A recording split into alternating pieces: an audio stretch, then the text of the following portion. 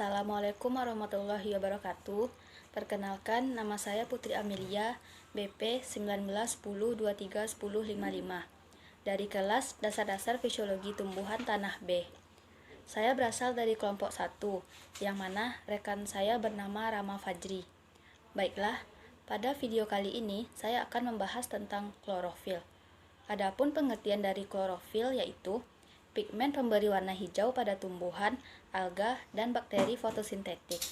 Senyawa ini berperan dalam proses fotosintesis tumbuhan dengan cara menyerap dan mengubah tenaga cahaya matahari menjadi tenaga kimia.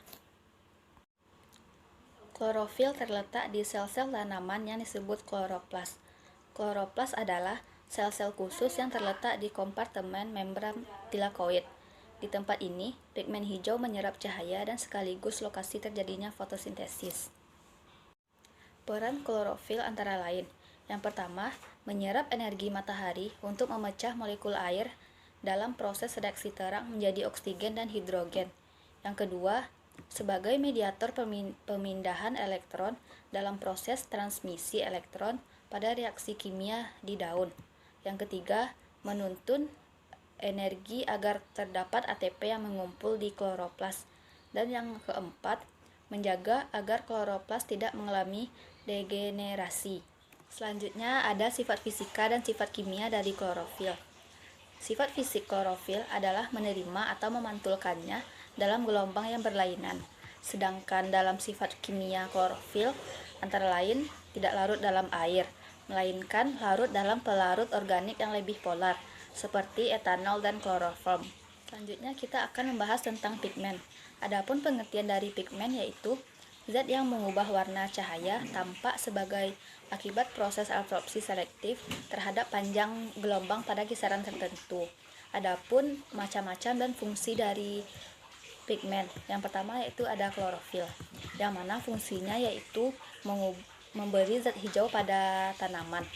Yang kedua ada antosianin, yang mana fungsinya memberikan warna biru, ungu, merah, dan orange.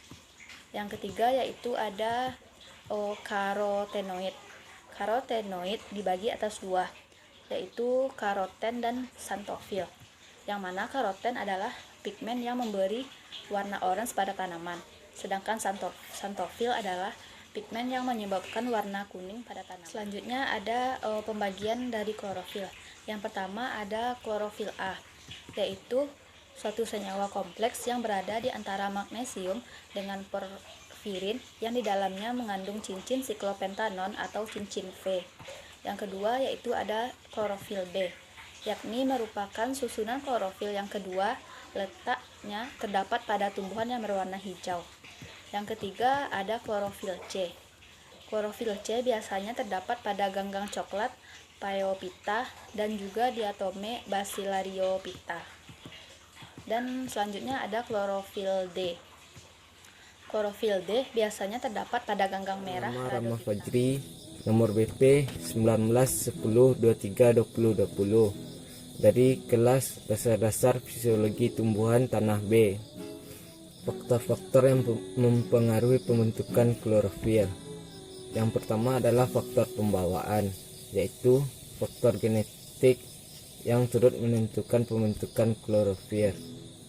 Dalam pembentukan klorofil, jika tidak ada gen yang mendukung pembentukan klorofil pada daun, maka daun akan mengalami albino. Yang kedua, cahaya. Cahaya sangat dibutuhkan dalam pembentukan klorofil.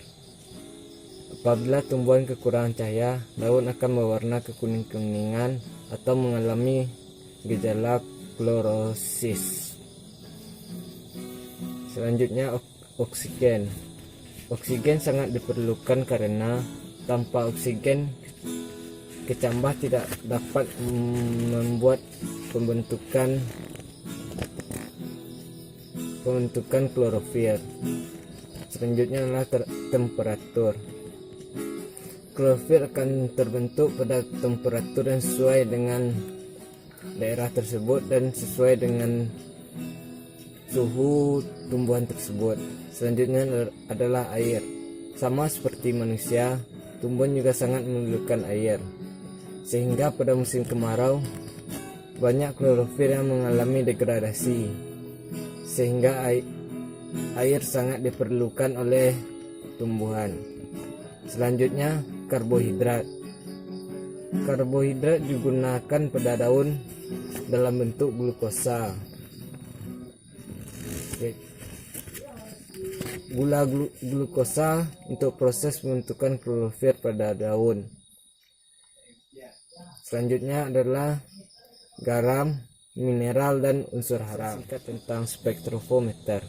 Spektrofometer adalah alat yang digunakan untuk menganalisa suatu senyawa baik secara kuantitatif maupun kualitatif dengan cara mengukur transmitan ataupun absorban suatu cuplikan sebagai fungsi dari konsentrasi. Metode yang digunakan dalam spektrofometer adalah metode analisa yang berdasarkan pengukuran serapan sinar. Sinar tersebut bersifat monokromatis oleh sebuah laju warna dalam panjang gelombang yang spesifik menggunakan monokromator berbentuk prisma.